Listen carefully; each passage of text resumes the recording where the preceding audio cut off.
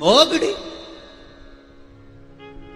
अरे बचपन में बात करने वाले बहुत मिलेंगे, जवानी में भी बहुत मिलेंगे, अधेड़ी में कमाई करोगे उस समय भी बहुत मिलेंगे। बात करने वाले नहीं मिलेंगे तो बुढ़ापे में नहीं मिलेंगे, बस इसके बाद में बात करने वाला कोई नहीं मिलता, आखिरी तक नहीं मिलता, फिर तो वही मिलता। वो भी बहुत अच्छी बात करता है, ईमानदारी की बात है। कभी एकांत में शंकर जी से बैठ के बात करना, बहुत अच्छी बात करेंगे, पूछेंगे आपसे क्या हाल चाल। आखिरी में भी आप शमशान की बात तो जाने तो मंदिर में एकांत में बैठ जाओ, कभी मौका मिले तो अकेले, और बैठकर एक बार बात तो करो उस देव अधिदेव महादेव से, उस शंकर से दिल की बात करो। हम यहां गौशाला पर आते हैं, एकांत में आनंद लेते लेते भगवान शंकर से पूछ लेते। कभी कभी ये चैनल वाले भी सोचते होंगे अंदर इधर शिव गुफा में चले गए, गौशाला में चले, ये मन चित्त वृत्ति में बस उससे बात कर ली, थोड़ी देर बैठ गए चित्त आनंद में। का हाल चाल है? भोलेनाथ तुम्हारा मकान बन रही है, कोई कमी हो तो बता देना।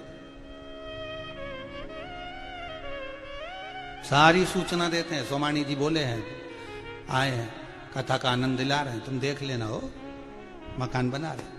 और भी तुमको कुछ चीज चाहिए हो, सोमानी जी यहीं हो, बता देना।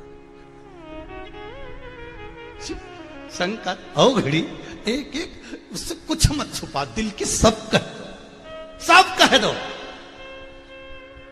अरे और धर्म में तो रविवार के दिन जाके कहते हैं, और धर्म में तो रविवार को जाते हैं अपने दिल की बात कहने लगे कि इनके सामने सब कह दो। और हमारे धर्म में तो हम रोज ही कह दो शिव जी से, वो एक दिन के लिए नहीं, माता पिता तो रोज के लिए होते, दिल से कह।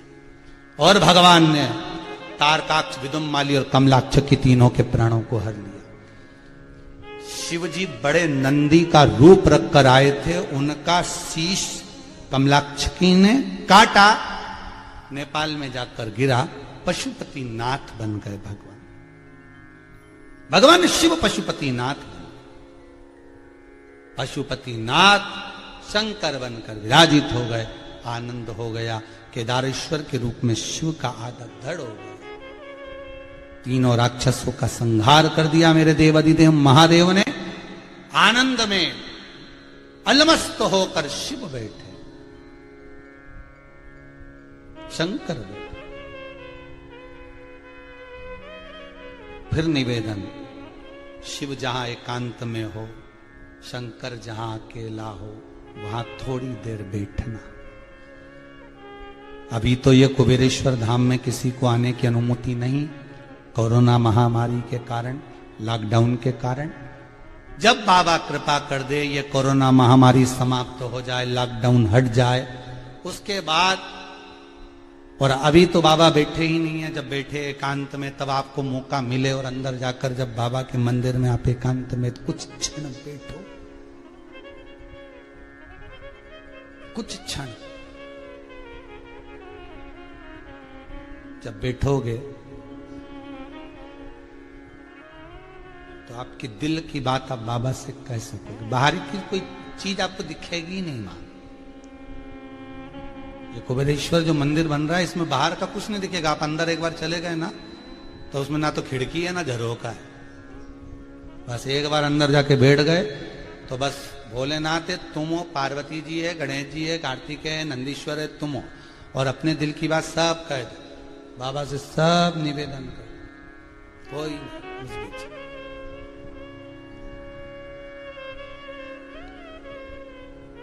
दिल से कहो।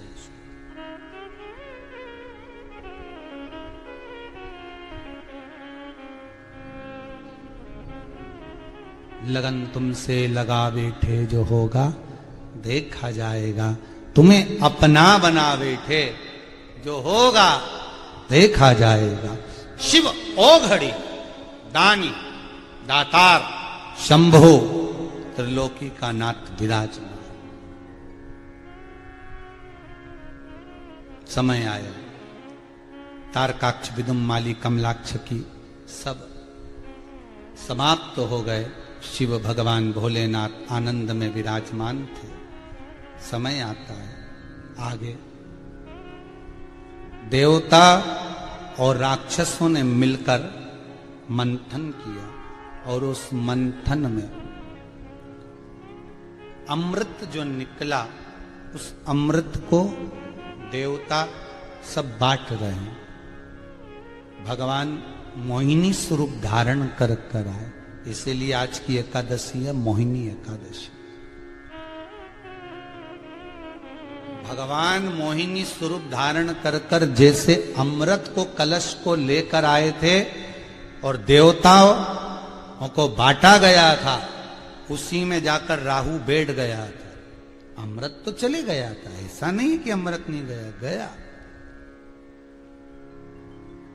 देखो राक्षस है राहु, पर अमृत गया उसके अंदर, उसके कंठ में, तो उसका एक पुण्य सामने आ गया। जब यह शिव पुराण रूपी अमृत किसी के अंदर जाता है तो उसके पुण्य प्रबल होते हैं। चंद्र दौड़ कर गया था शंकर भगवान के पास में कि राहु मुझे बर्बाद कर देगा, नष्ट कर देगा। शिव जी ने चंद्र को अपने मस्तक पर बिठा लिया, इतने में राहु आ गया। राहु और कहीं नहीं जा सकता था, पर चंद्रदेव के पास राहु दौड़ कर आया। चंद्र को देखकर शिव जी के, शंकर जी ने पूछा क्या हुआ, हुआ क्या, क्यों आया है, क्या कारण है तेरा आने का। शंकर भगवान ने जब पूछा तो राहु कहता है आप चंद्रदेव को अगर मस्तक पर बिठा सकते हो तो मैं राक्षस हूं क्या, मुझे नहीं बिठा सकते। शंकर भगवान वाले क्यों नहीं बिठा सकते, चल बैठ गया ऊपर। शिव जी ने उस राहु को भी अपनी जटा में बिठा लिया। इसीलिए शिव महापुराण की कथा कहती है शंकर भगवान पर एक लोटा पानी जब हम चढ़ाते हैं तो 9 ग्रह सारे राहु केतु शुक्र मंगल बुध गुरु शनि सब अनुकूल हो जाते हैं, क्योंकि सारे ग्रह शंकर जी की जटा में भरे। कहीं नहीं जाना अपने को, एक ही पकड़ लो बस, शंकर को। सब देवी देवता ने, शनि महाराज ने, राहु महाराज ने, केतु महाराज ने, सारा महाराज। अच्छा ये सारे ग्रह गड़बड़ करते हैं, बस एक ही ग्रह गड़बड़ नहीं करता है ना। तुम देखो कभी सूर्य गड़बड़ कर रहा है, कभी मंगल गड़बड़ कर रहा है, कभी बुध गड़बड़ कर रहा है, कभी शुक्र गड़बड़ कर रहा है, कभी राहु गड़बड़ कर रहा है, कभी केतु गड़बड़ कर रहा है, कभी शनि गड़बड़ कर रहा है। बस एक ही गड़बड़ नहीं करे, गुरु। जो गुरु ग्रह होता है वो कभी गड़बड़ नहीं करता, एकदम शांत। तो किसी ने पूछा गुरु महाराज से कि तुम्हारा ग्रह गड़बड़ नहीं करता कभी, तो गुरु महाराज बोले करने से फायदा भी क्या है, थोड़ी देर बाद गड़बड़ करेंगे फिर सीधे होना पड़ेगा। शनि की ढैया 7.5 की गई तो बाद में वापिस सीधा हो गया। राहु की वक्रिता हटी, वापिस सीधा हो गया। केतु की गड़बड़ हुई, फिर वापिस सीधा हो गया। ये सारे ग्रह कभी ना कभी तो ठीक होते हैं ना। आज कोरोना महामारी चल रही है, आज व्यापार लोगों का पिट गया, पर इतना 2 साल अगर लोगों का व्यापार पिटा है तो भगवान कुछ सोचा ही होगा ना। अच्छा इसके बाद हो सकता है ऐसा अंबारियां खोल दे कि तुमसे बटोरा ना जाए, ये तो उसके। इसलिए शांति, गुरु जो ग्रह है बिल्कुल शांत ग्रह, शांति बना के रखो, आराम से बैठो। जब गुरु प्रबल होता है तो घर में अच्छे काम हो जाते हैं। जब गुरु थोड़ा सा मन उदास करके बैठ जाता है तो घर में थोड़े काम अर्चन, लड़के की शादी नहीं हो रही, लड़की का ब्याह नहीं हो रहा, मकान नहीं बन रहा, समझ लो थोड़ा सा गुरु का मुख उतर गया। इसलिए गुरु महाराज बड़े अलम। तो किसी ने पूछा गुरुदेव गुरु ग्रह बड़ा प्रबल ग्रह, परंतु ये चुप रहे। गुरु ग्रह बोलता है कि हम तो चुप रहने में फायदा, दादा अपने को ज्यादा लफड़ा पसंद, शांति रखो। इसलिए गुरु जी के पास जब भी जाओगे ना तो एक ही बात के ठीक है जो हो रहा है ना होन दो, आग लगे बस्ती में अपन रहो मस्ती में, क्या किसको रोइए चादर तान के सोइए, अलमस्त क्या माथा पच्ची पर।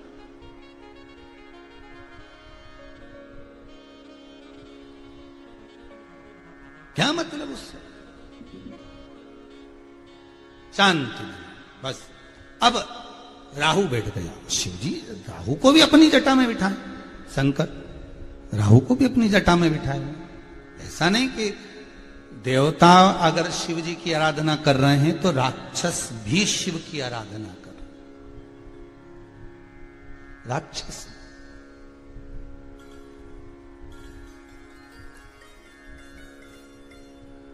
उत्तराखंड से कोई भाई कहाँ मिलने आया था, ध्यान नहीं, शायद दुर्गापुर या कहीं कथा में मिलने आया था। वो बोल रहे थे कि आपने बोला है कि एकांत में जो शिवलिंग है उसका पूजन करो। हम एक जंगल में जाकर एक शिवलिंग था, उस पर कोई पानी नहीं चढ़ाता था, वहां कोई जाता नहीं था, बहुत गंदगी थी।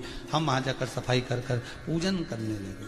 तो उस व्यक्ति ने शायद अगर वो कथा सुन रहा होगा तो उससे कहेंगे कि कल अपना फोटो और जो लीला वहां पर दर्शन करी है उसका फोटो दे। तो उसने बताया कि जब से शंकर पर हमने जल चढ़ाया, वहां सफाई कर दी, तब से वहां पर एक हाथी आता है और वहां बैठकर शंकर का अनुमोदन कर कर चला जाता है। पर वो दिखता नहीं है, परंतु वो जो उसके चरण के चिन्ह और वो जो गंदगी कर कर जाता है, वो सब चीजें अर्थात उसकी नजर आती।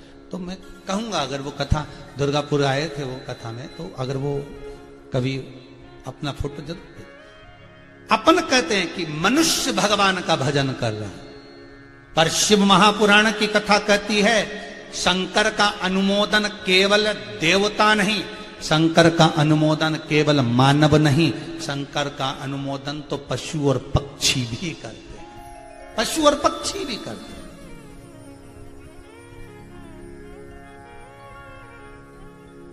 शिव का अनुमोदन पशु और पक्षी भी कर रहे हैं, वो भी मस्ती में, शिव मस्ती में डूबे। तो ये मोहिनी जो अवतार लिया, देवताओं को बांटा अमृत, राक्षसों को। समुद्र का जो जल निकला था, जो फेन था समुद्र का, जब कलश निकला था, ऊपर ऊपर जो समुद्र का फेन उस अमृत के कलश में भरा गया था, वो इन राक्षसों को पिला दिया। देवताओं को अमृत, राहु ने भी पी लिया। उसकी बुद्धि, राहु ने जैसे ही अमृत पिया, थोड़ी सी बुद्धि सबरी और शंकर जी की जटा में जाकर बैठ गया।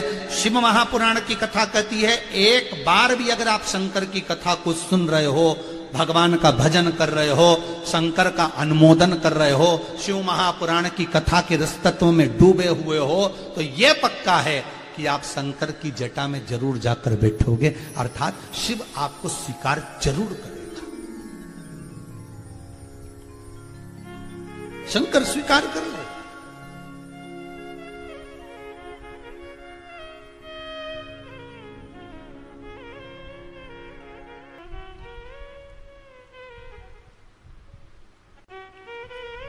कंठ में विष है। शिव महापुराण की कथा कहती है, बाबा की अगर भस्म मिले, या आप कभी शंकर जी पे भस्म चढ़ा रहे हो किसी मंदिर में,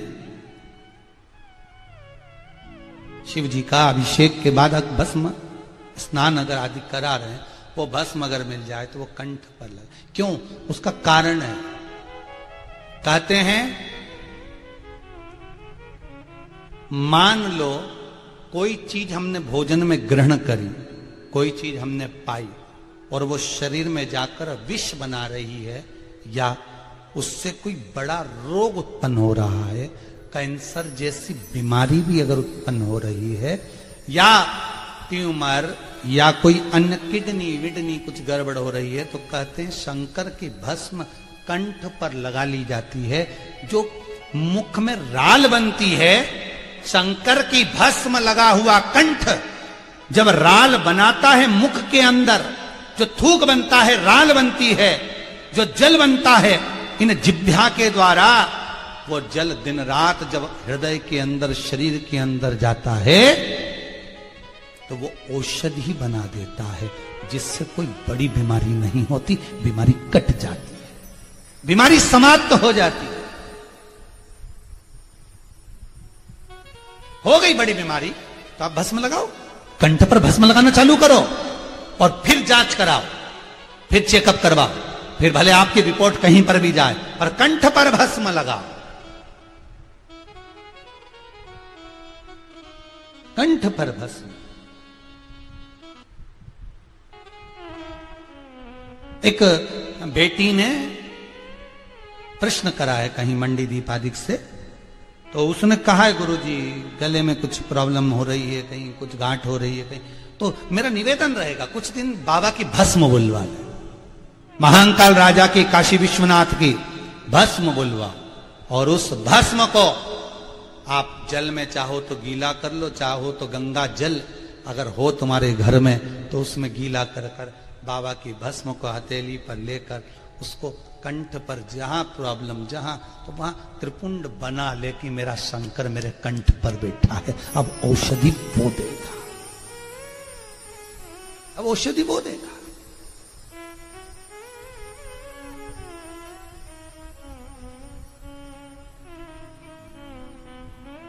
उसके रुद्राक्ष में, उसकी बेलपत्र में, उसके शमी पत्र में, उसके एक एक अंश में औषधियां हैं।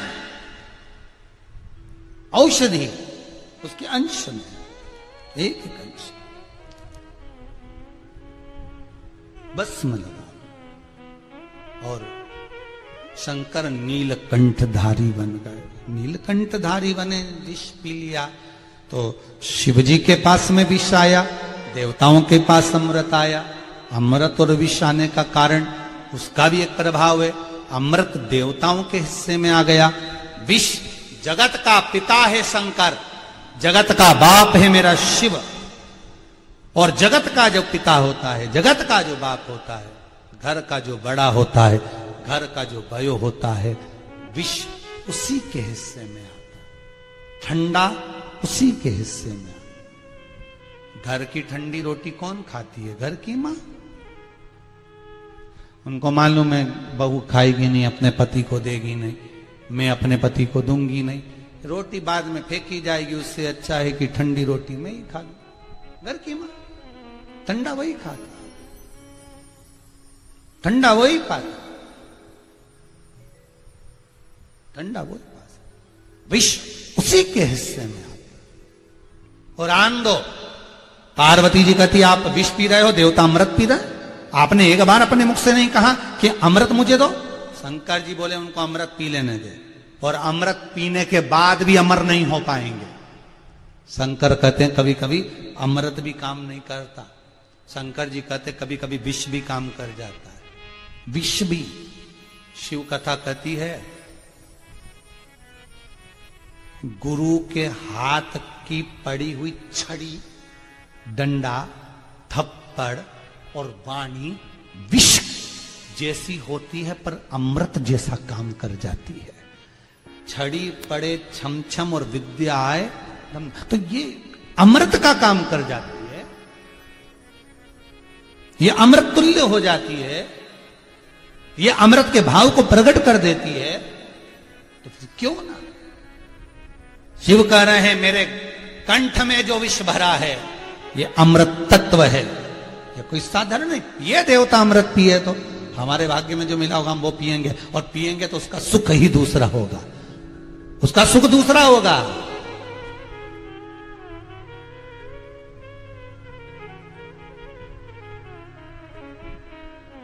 भगवान दिया, शंकर ने लिया और नीलकंठधारी कहला गए। औघड़ दानी है वो।